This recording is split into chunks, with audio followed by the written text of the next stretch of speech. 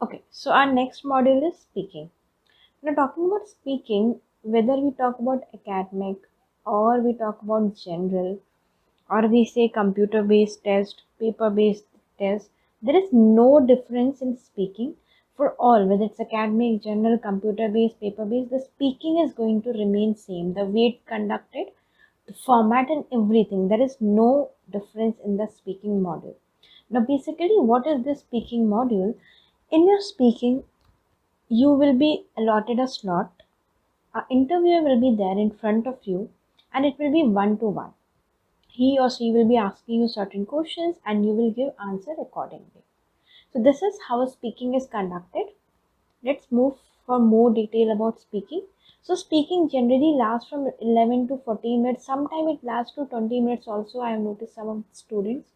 It depends on the way you answer. Say if you are giving quite lengthy answer, or if the examiners are asked you a lot of questions, it can go beyond 14 minutes, but generally on an average it's 11 to 14 minutes.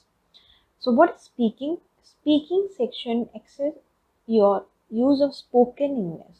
So the way you speak, what is your fluency, there are certain parameters which we'll discuss later. So generally they are going to check the use of spoken English. Every test is recorded. Now why this test is recorded? There is one thing known as EOR.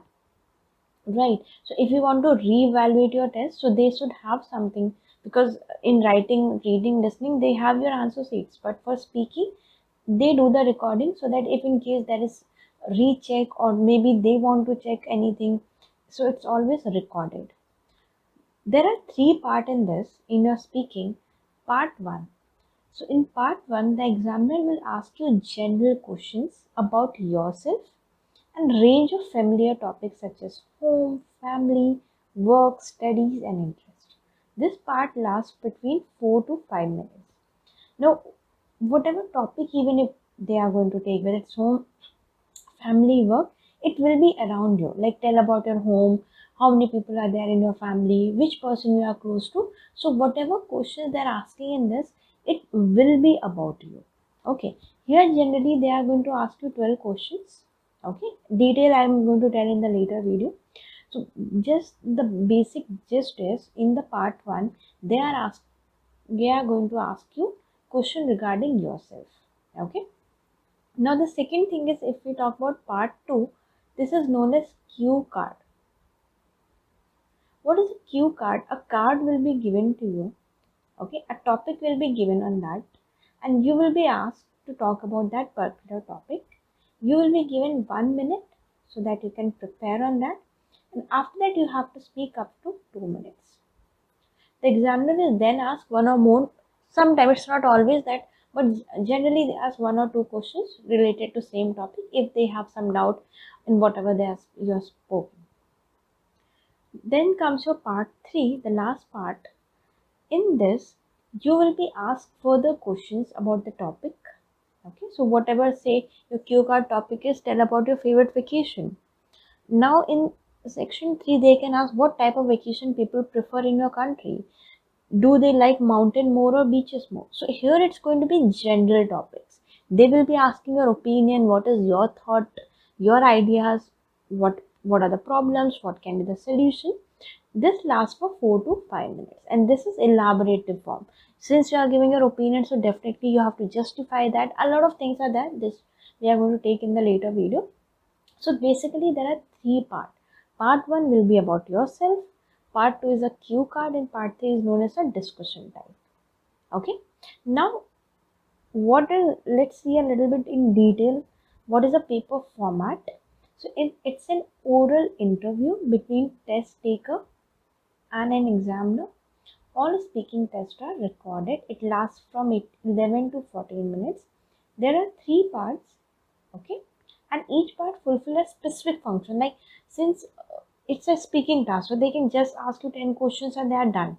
No, but they have curated three different parts for it. So that means there is certain criteria, certain things they are looking for in all the three sections. Right? Now, how the marking is done, a lot of students don't know this part, and this is the most important part, because if you don't know the parameter on which basis you are going to be marked, how you can get the score, because first thing is you should be aware what are the different parameters. Secondly, you should be aware that how that which parameter you are lagging in, so that you can work on that parameters. Fine. So basically there are four parameters and each hold 25% weightage. So that means first one is of fluency and coherence. In detail we will take it later. Lexical resource, this is mainly the vocab part. Grammar, range and accuracy, and pronunciation. Now these are the four criteria and each have 25%.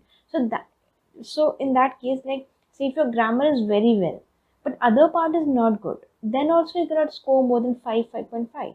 So that means balance of all the four things is very important. Whenever you're starting your speaking or starting your IELTS practice, first thing is analyze which area you are lagging in. Whether it's the fluency, whether it's the vocab, whether it's the grammar, the pronunciation, because each and every hold equal importance. It's like a lot of people have an idea that if your grammar is good, you can score very well in your IELTS. IELTS is not only the grammar, whether it's a writing or speaking. It is not only the grammar part, it is mix of grammar and the format and a lot of structure part. Fine, so let's see in detail. So yeah, all these things are going to have 25% weightage. Now how you can assess which part you are lagging in. So there are certain questions you can ask yourself to assess which part you need to work upon, right? So first thing is fluency and coherence. What this basically means, do you express ideas and opinion clearly and coherently? Like whatever question they are asking, whether it is on that area or it's something completely confused and all those things, your idea here, it's not only this part, in the writing also your ideas should be very clearly expressed. If it's not expressed clearly, it will be very difficult for the examiner to score you. So one thing is, and all the 4 points are related to each other. I have noticed students who try to use different phrasal words, different idioms, or maybe very complex vocab, they lose the basic structure of it.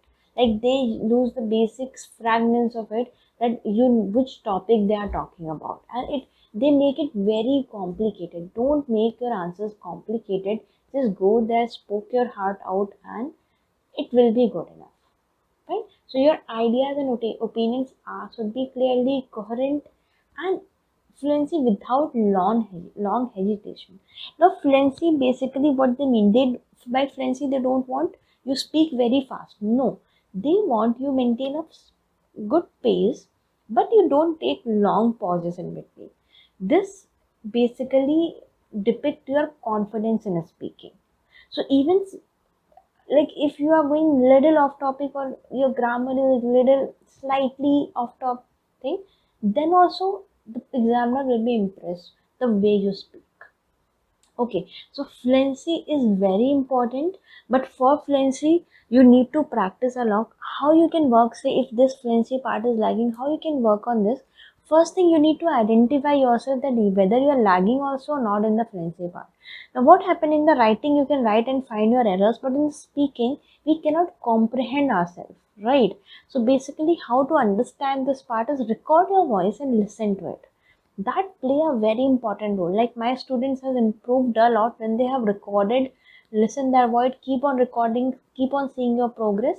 Recording helps a lot in marking purpose. Then comes your lexical resource. Lexical is simply using wide range of vocab. Now don't mislead wide range of vocab by complex vocab. A lot of people try using certain, they just memorize some vocab and they try using that. The person is not expecting you to speak or use very complex language. Rather, they want you to show the range of vocab, whether you have that vocab collection with you or not. Range means not using the similar word again and again. Okay? Grammar range and accuracy, do you use wide range of structure like simple, complex, compound, and make only few minor mistakes. Your tense is correct. Basically, in the grammar part, is tense part, because when they're asking question, you have to give accordingly. It's a past tense, present tense, future tense. You have to take care of those things, and then only you have to speak. Last is a pronunciation. Like this, a lot of people misled with accent. No, you don't have to speak in the British accent or in any of that, but rather you have to speak in such a way that when they listen to you, they can understand it well. Okay? And it should come naturally. It should not be any fake accent. Don't do that thing. Now, the overall result of this is 9 band. These are the four things that result into your 9 band. Let's discuss in detail about these 4 bands. Fine. So, marking and assessment, speaking performance are assessed by certified IELTS examiner. All IELTS examiner hold relevant teaching qualification, recruited, they are experienced, they are approved by British Council, IDP, and IDP is from IELTS Australia. Scores are reported in whole or half. So it can be either 6 band or it can be 6.5 band, 7, 7.5. So it can be a whole number or in a half number, whole and a half number. Detailed descriptor describe the performance, right? So let's see what are the descriptors. The first is your fluency and coherence. This refers to the ability to talk with normal level of continuity. So your continuation has to be there. It's not like they are asking question, you have said one sentence, then you are thinking, then you are speaking another thing, then you are thinking. No, there should be a continuation. Okay. So normal level of continuation, continuity, rate, effort. It should not look like you are putting a lot of effort. It should come naturally when you are speaking. So effort should not be there. And to link ideas and language together to form coherent and connected speech. It should not look like your one sentence is completely different and another is completely different. It has to be linked properly. It has to be coherent enough. Okay. The key indicator of fluency are speech rate and speech continuity. Rate should not be very fast, neither very slow, and continuity definitely means that you are not speaking or taking a lot of pauses. Sometimes a lot of people use filler words or sound like like, such, and so try avoiding those filler words. And again, I'm saying that recording is the key for speaking improvement. So please record your voice and understand the lagging area so that you can work on that part. The key indicator of coherence are logical sequencing of sentence, clear marking of stages in the discussion, like firstly this happened, then secondly, then finally. If you use words like this will give an idea, okay, now you're starting, now you're ending, this type of idea. And use the cohesive devices like connectors, pronouns, conjunctions within and between the sentence.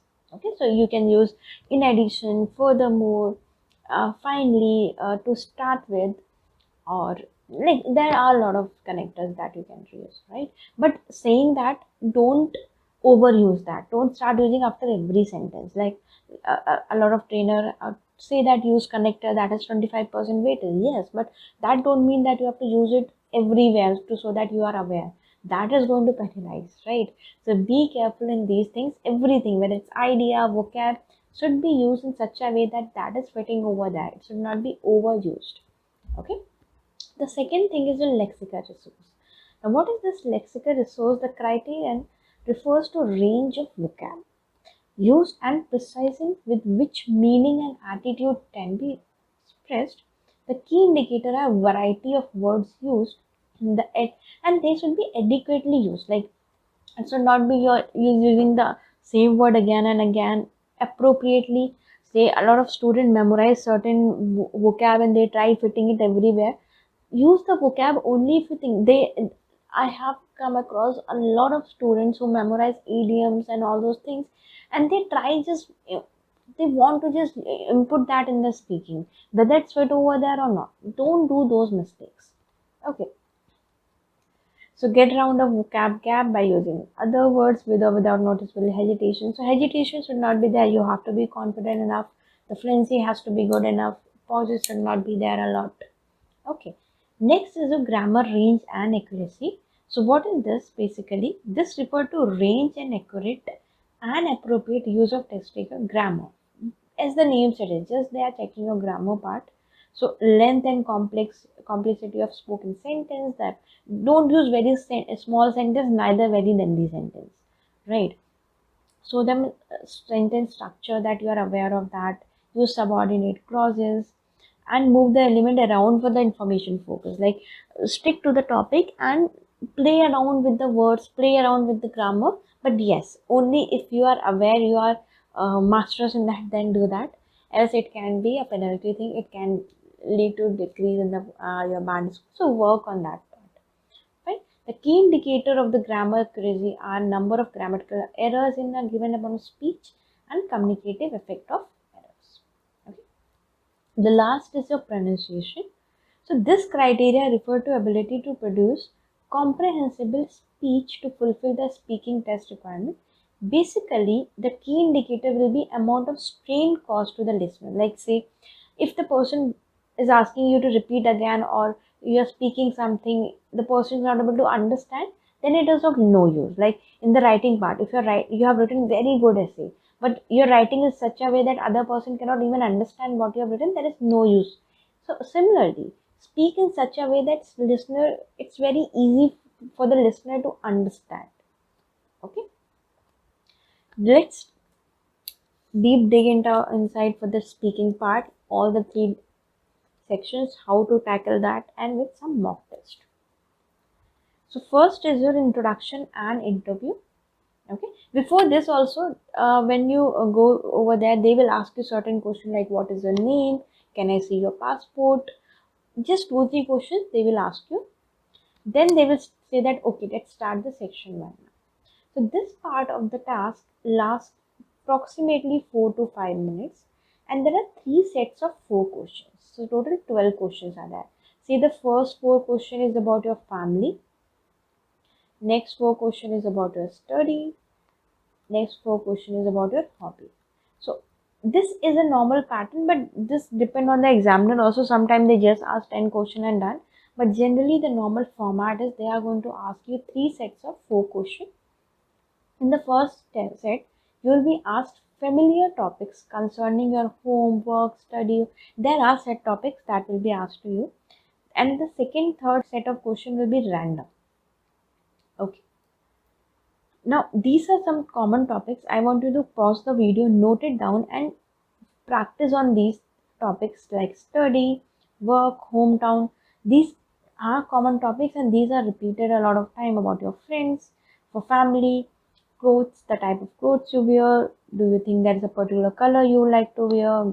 What type of gifts you like? Can you tell about the recent gift that you like? Or that question, what is your daily routine, how it's different on the weekend, on the weekday, daily activities, do you like cooking, do you like to eat at home or outside, do you like going out, what is your favorite vacation place, what are your hobbies, do you want to pursue your hobbies in the career, how much time you can give for your hobbies, is the same hobbies during your childhood also. So very common questions will be asked. Then it's come to internet, leisure time, what type of music you prefer, do you think music play an important role in your life, how often you listen to the music, what type of relation you have with your neighbors, how often you see them, do you prefer e-news or reading newspaper, do you like pets, do you have any pets, do you have any experience with them, do you have any bad experience with them, do you like reading book, what type of music you like. So you can see these are the common topics which can be asked in your section 1. So just make a note and just discuss some, like prepare some around about. But by prepare, I don't want you to write down and memorize that okay, when they will ask I'm going to tell them memorize answer. Never do that mistake. Okay, I am giving you these topics so that you are aware that okay, these are certain topics that can be asked. Okay, it's like the more natural you are, the better it is, basically. Some tips. The first tip itself is don't try to memorize answer. They want to just check your, they are least bother what is your favorite color, do you know driving, where you studied, and all those things. They just want to see, like if you are going to have a normal conversation with the person, how natural you are, how confident you are, how comfortable you are in that part, like. And definitely you will also feel this thing that if you have memorized something and you have to just think and speak on that, the fluency will never be there.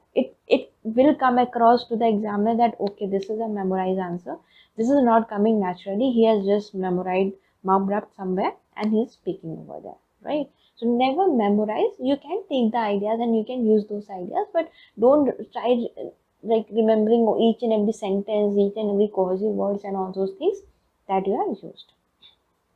Typically, your answer should be between, there is no hard and fast rule, but try speaking at least 3 to 4 sentences. Why? Because say if the question is asked and you are just giving the answer in one sentence, how they are going to able to understand that part, right? Because they, like, if they're asking what is your favorite color, they don't want to know your favorite color. Rather, they want to say that the way you speak, the current word you use, the connectors you are using, the type of sentence you are using. So if you're just going to speak 1 2 sentence, they will not able to judge you. And this task one is the first thing that will be interaction between you and the examiner. So at least speak, but don't go in very detail, but at least maintain 3 to 4 sentences on an average. And yeah, very important tip is never just say yes, no. Okay, like as a basic rule, answer the question directly and then add a little bit more information. Like if they say, do you know how to drive? Yes. Do you like cooking food? No. Don't do these things.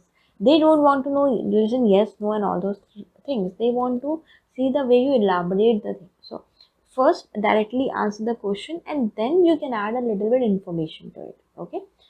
Very important part is this: don't use irrelevant vocab or idiom just to so that you are aware of the idioms. Please don't do. And this is very common mistake. A lot of students go through videos like use this 7 vocab, use this 10 vocab. They memorize and they just want to inculcate that in their speaking. Please don't do that. You can use, it's a good practice if it's fit over there. But if it's not fitting over there, trust me, please don't use that. Okay.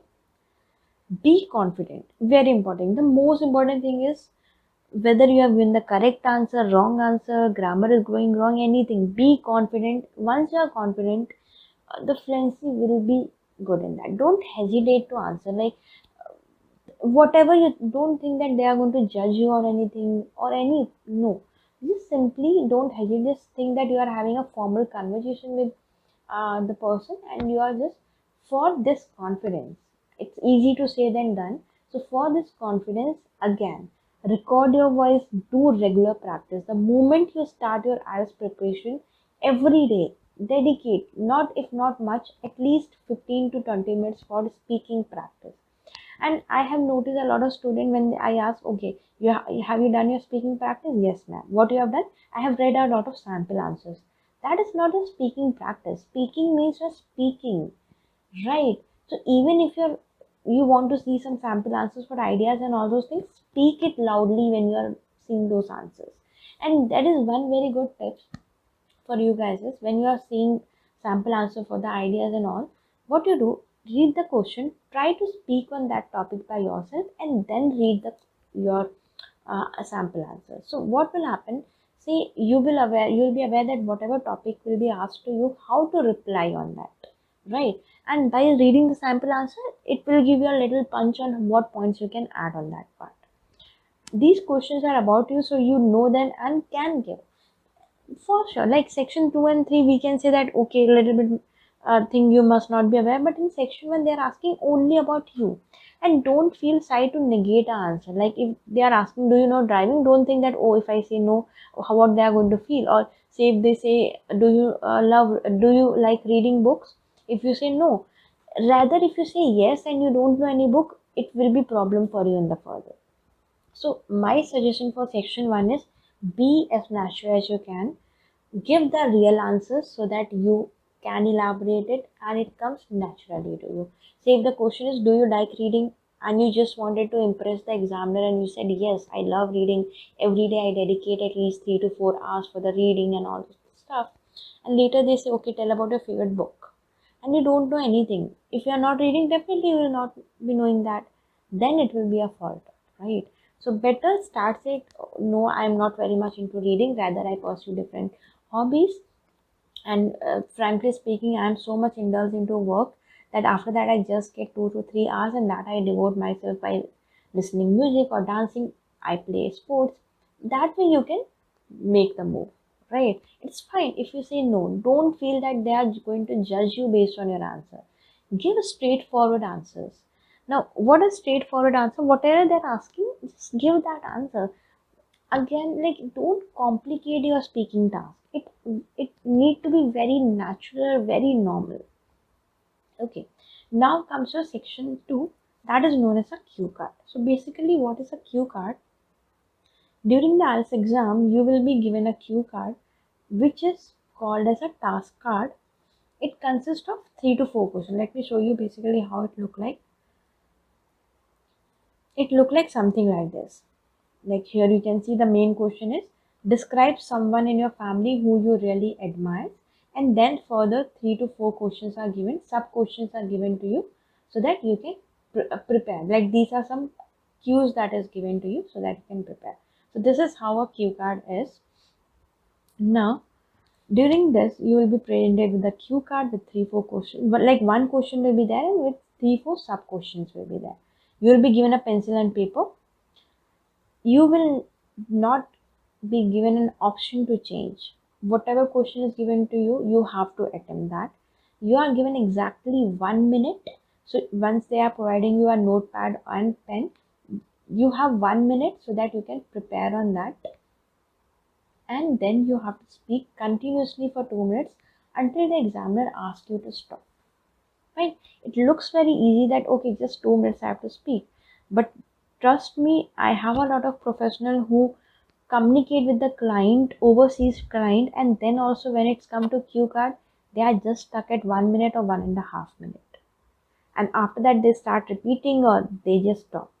Fine. So practice is a key. Don't feel that if you are very good with the communication speaking, you can score very well. Without practice, sorry to say, but you cannot score that. Right? So regular practice, take cue card, try preparing. This 1 minute actually play a very important role. If in this 1 minute you have prepared at least 7 to 8 points, it will be easy for you to speak. For 2 minutes means at least 14 to 15 sentences. This much you have to speak. Fine. Now let's take a question. So how to do a cue card? Let's see that. Say this is the question. Describe a party you had attended and enjoyed. What party it was, where it was held, what you did in the party. Describe why you enjoy that party a lot. So first you can highlight the keyword what, where and who, what you did and why you enjoyed. Right? This itself will give you 4 to 5 points. So let's see how you can do the planning part.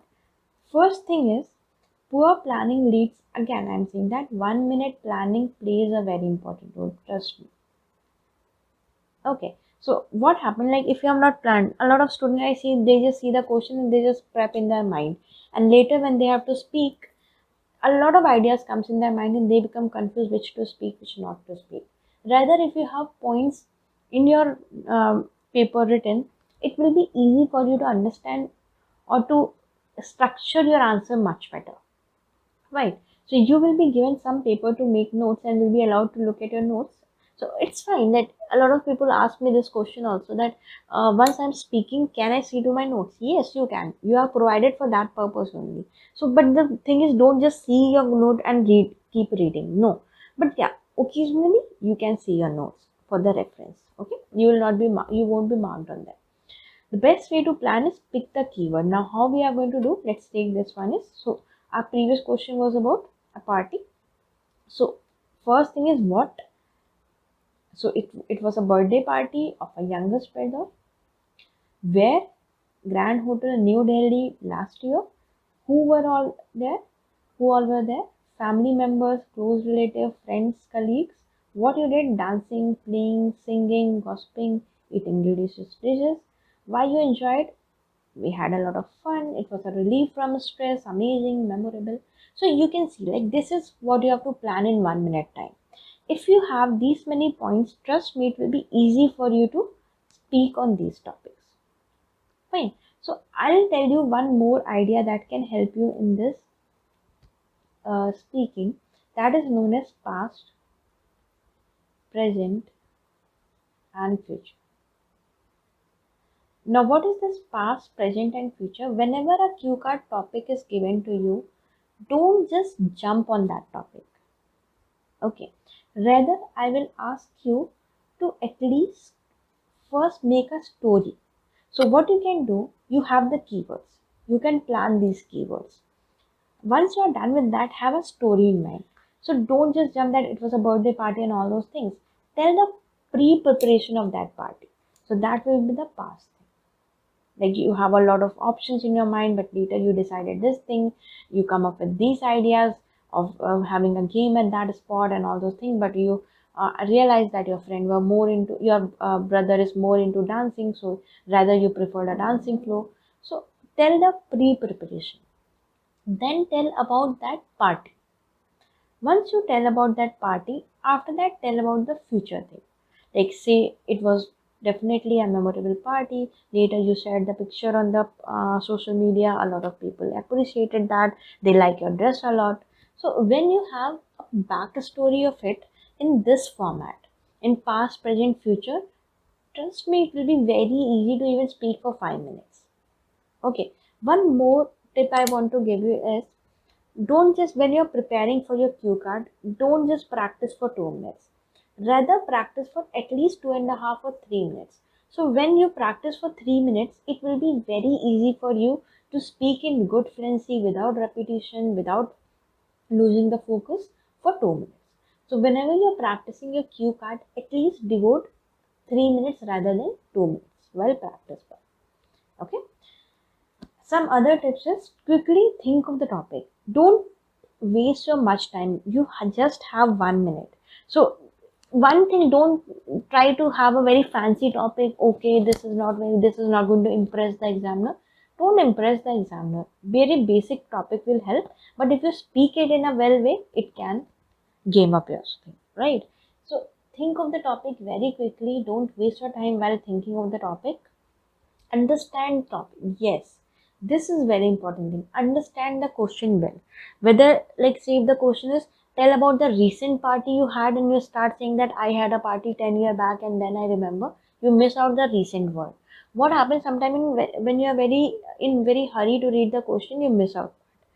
As I have mentioned in the reading also, listening also, and writing also, reading the question, reading the instruction is very important part of your IELTS.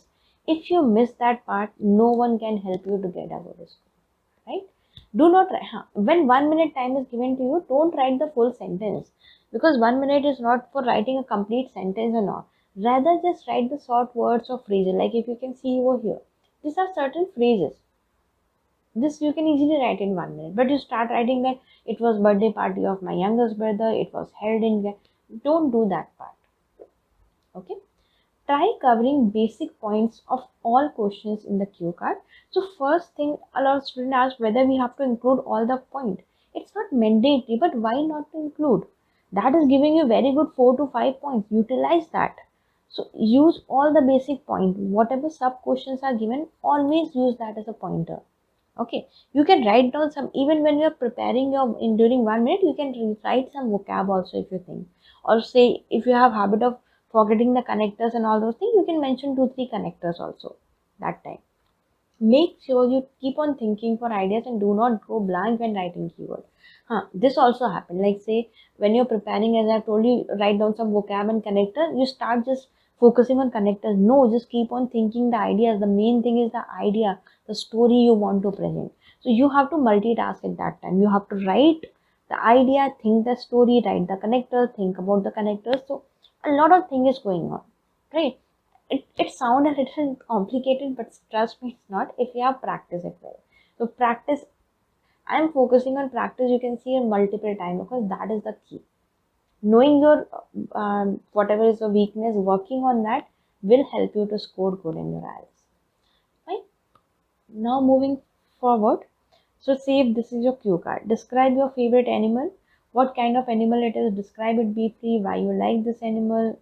So these are the some cue card. You can stop the video. You can prepare and try speaking on this. See whether you are able to speak for 2 minutes or how much time. Make a timer and see whether you are able to speak on that topic or not. So these are just some cue card, and these are the recent cue cards. Okay. Now let's move to the task 3. So task 3 is, as I've already told you, it's a discussion type. Right. In part 3 of speaking test, the examiner will ask further questions which are connected to the topic. Like say the question is recent vacation you went, and then the question will be what type of vacation people like and all those. So vacation will be the topic. This part of test is designed to give you the opportunity to talk about more abstract issues, ideas It's a two-way discussion. So in this, you will give an answer according to that. The examiner will ask you the question. So this is like cue card is one-way communication. Task 3 is a two-way. The like say if you are saying I agree on this and you give the answer according only the examiner is going to ask you the question. Some examples are like what makes an advertisement effective, what is the purpose of advertising, how have advertisements changed since you were a child, what are the advantages and disadvantages, do you think so? You can see that here are type of they're asking your opinions, or they're asking you to discuss something, or they're asking you to tell the problem or solution. So these types of things they will be asking you so that you can elaborate further.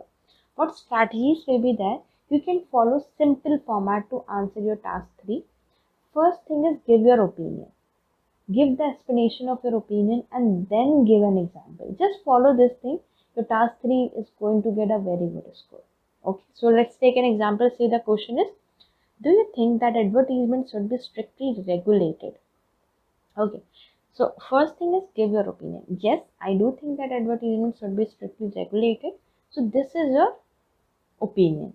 Now comes the explanation part, because without it, misleading information on product will keep deceiving the customer into buying wrong and defective products.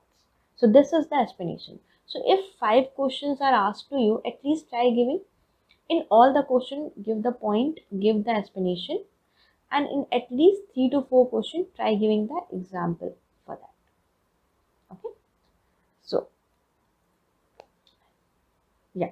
Yes, I do think that advertisements should be strictly regulated, because without it, misleading information in the product will keep deceiving the customer into buying wrong and defective product. Besides, so these are all the connectors you can see if you have noticed.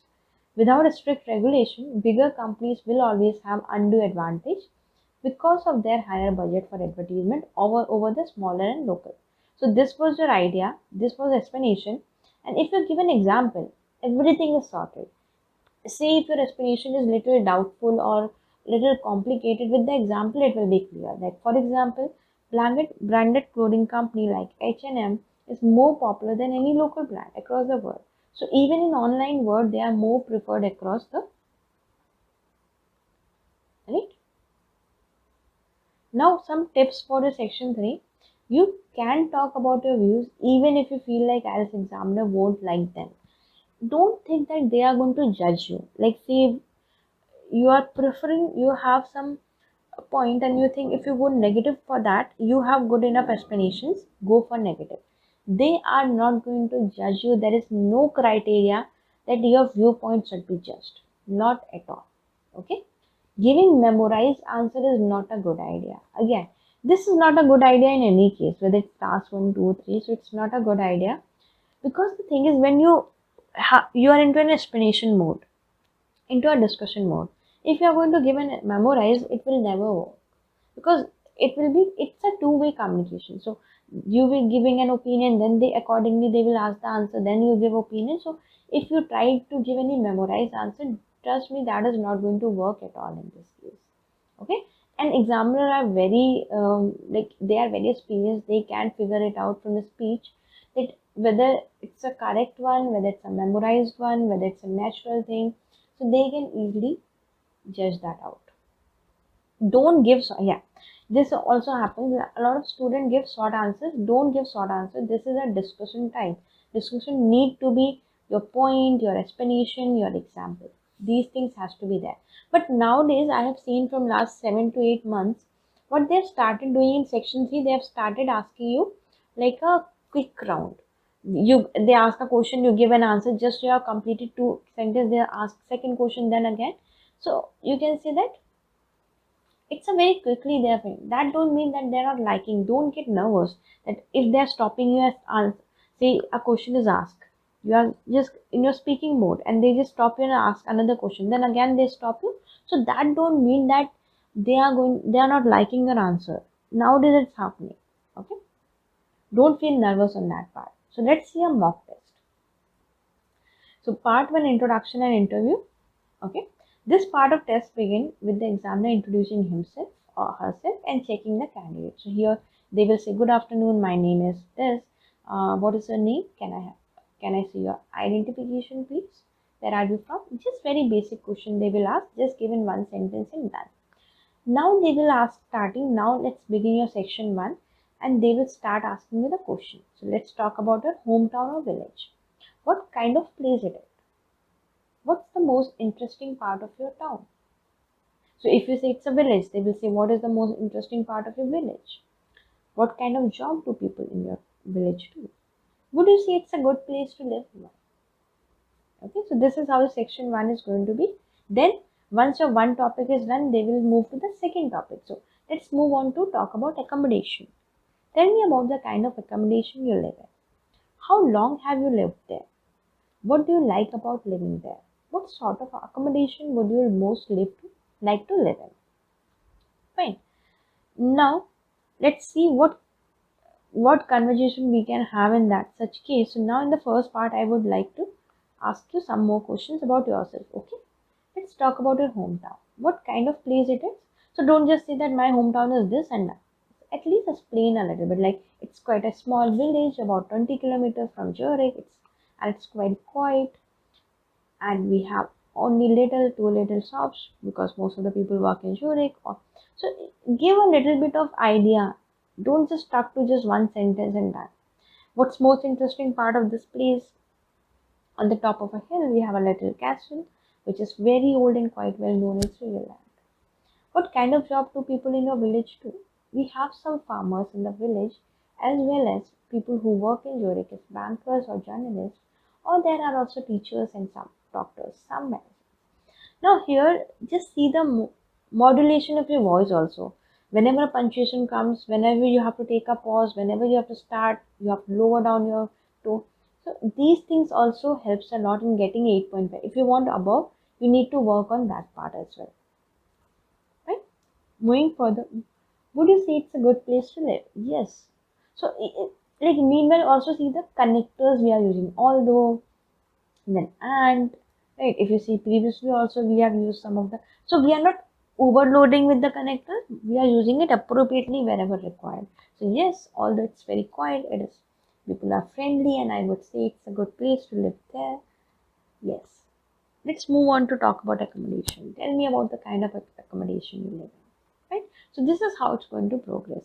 So you can see section is slight small, just you give a direct answer and give an explanation on that part. Describe something. This is a cue card. After that, a cue card will be given to you. So I want you to pause it. Try preparing, take a timer, try preparing for 1 minute and try speaking for 2 minutes. This will give an idea what level you are currently. Okay.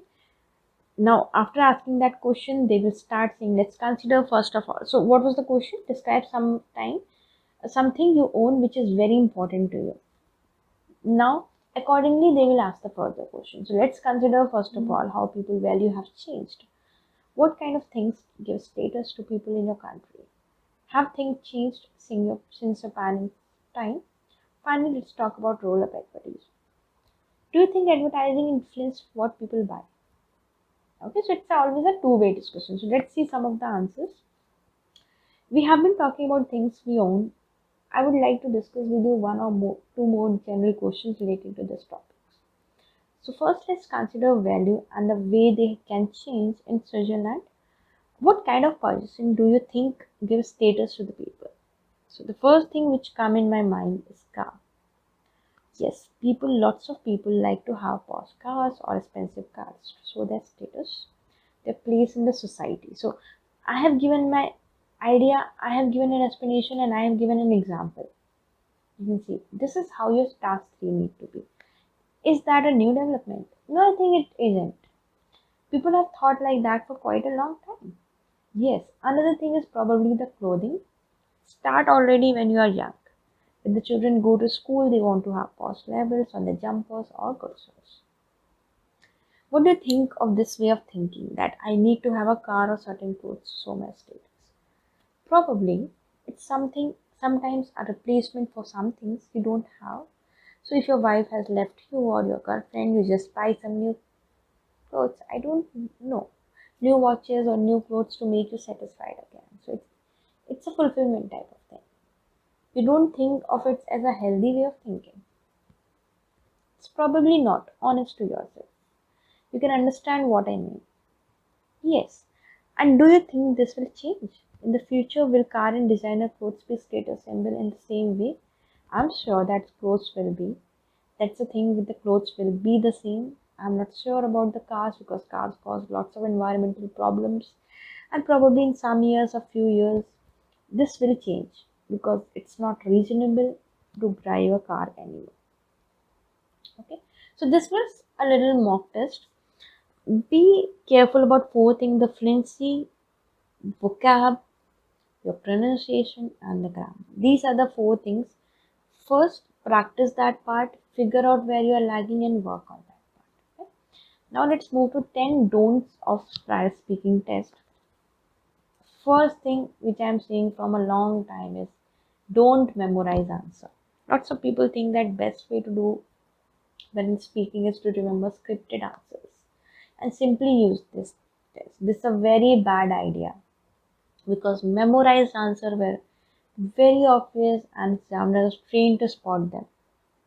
And anyone, like even say if you have a children and he has memorized something and telling you, you can easily recall, you can easily figure that out. That he need to think, he's taking pause, he's thinking, then speaking, and all those things.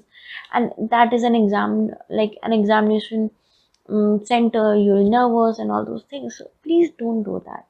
You will not lose marks. The examiner may also ask you more difficult question to test. So if the person think, okay, you're prepared with this topic, let's take a little difficult one, and they will ask you difficult question. Okay, so be careful.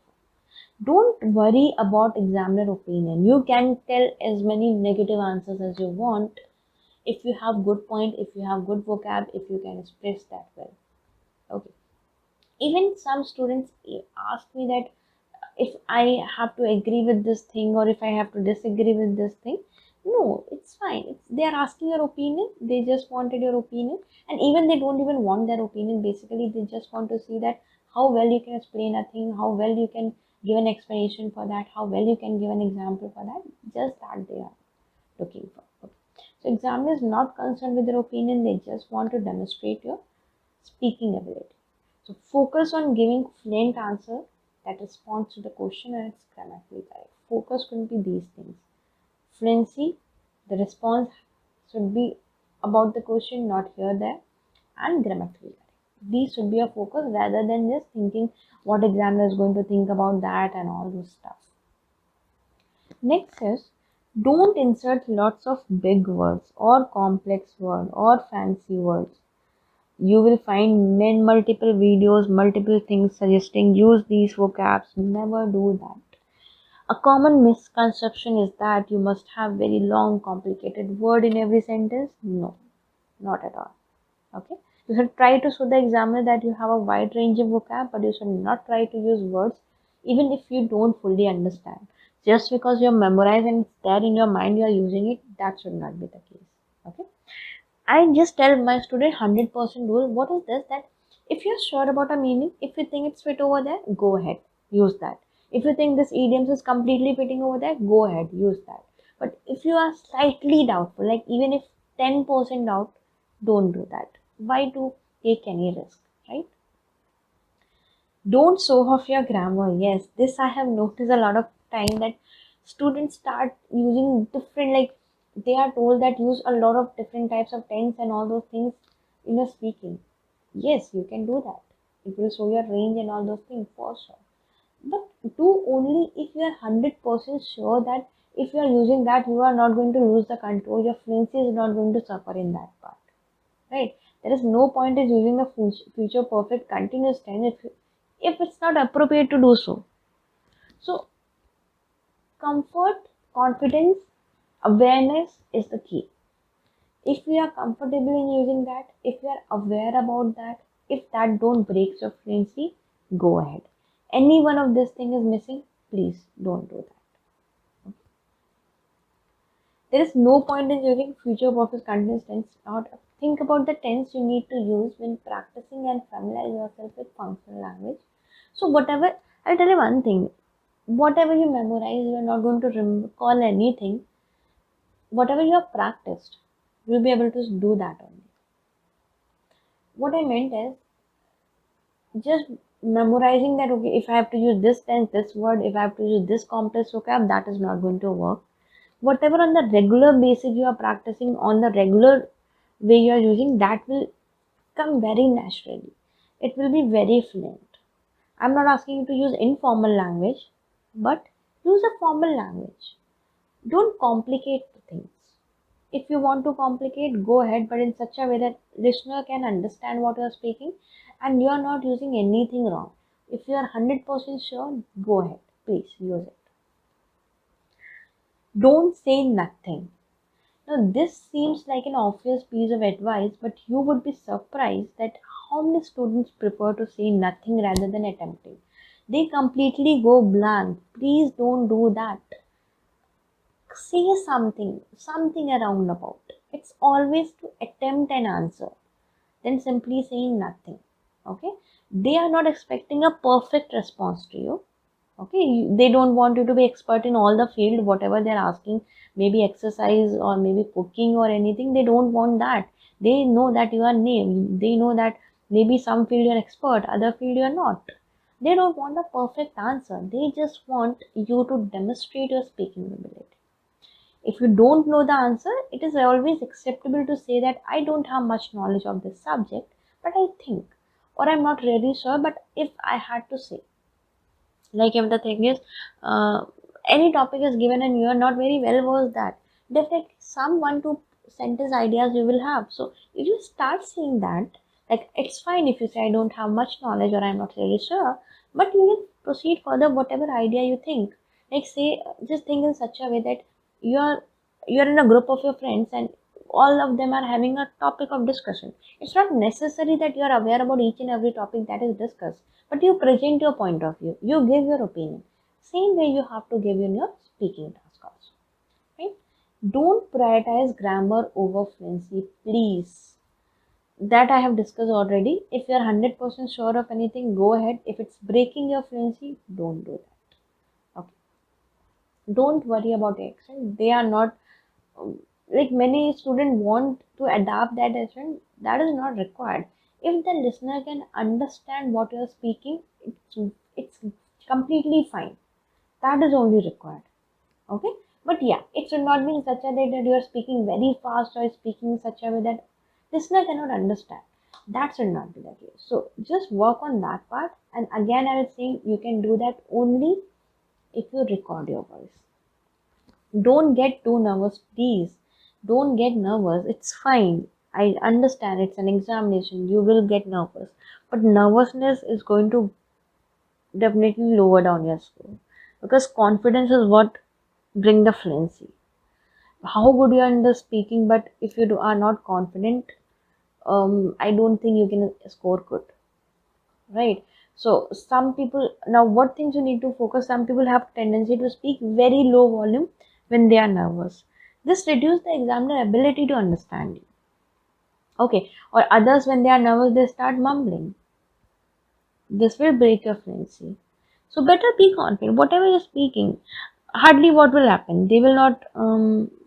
It will go a little wrong. It's fine, but be confident. Whatever you are portraying, and if you have practice, believe me, confidence will be there. So practice a lot. If you have practice, even I suggest one thing: before going to the examiner center, just practice. I'm not asking you to practice speaking portion of IELTS. Just have a little communication with someone. Okay, that brings the flow, because you will also notice when you practice or anything, starting 1 2 question, it will be slightly mumble will be there or fumbling will be there, fillers will be there, but once you move to third fourth question, you come to that pace. So before going to the examiner center, have a little conversation with someone you believe has a good knowledge of English. Have a conversation with that and then go, so that warm up is done, and there you can present it from the first question ahead. Okay, warm is very important. Don't be late. So make sure you give yourself lots of time, reach early, because definitely we are going to be late. Nervousness will be an outcome for that. Okay, so better go early than be late. You can keep waiting, it's fine. But if you reach late, 50% you will be very nervous that okay, it happens like anyway. If we have to go for a meeting also, if we reach late, we are very nervous, we are very anxious, right? So that's it. You have to be comfortable. Comfort is very important. And don't be afraid to ask the staff any question if you want some help from them. Don't hesitate on that. Okay? They are there to help you. So don't hesitate on that part. Don't rely on examiner. Yes, this happens a lot. Like a lot of student comes and say that, oh, examiner was laughing, so I think my test went very well. Examiner was not even laughing, and like he was very strict, so I think he did not like my answer. No, not at all. Some students think that speaking examiner will prompt you. Like one more thing is, like if you are saying less, they will say okay, speak more, and they will not do that. Okay, it's not the duty of them to tell you a mistake and to ask you that okay, you are not doing well, you are saying off topic, speak. Sometimes it happens, like once or twice they do, but not all the times. So you have, don't judge the way an examiner is responding. Don't judge on that part. I have seen a lot of students getting 8.5 band, and they are saying the examiner was very strict, and some students come and they that examiner was smiling slightly, I think my exam went well, and they scored 5.5. So don't get manipulated by the examiner. Okay, some are very experienced, and they do so to just make you little nervous. So don't fall in that trap. So this is all about the speaking. Two three things I want to just rewind again, that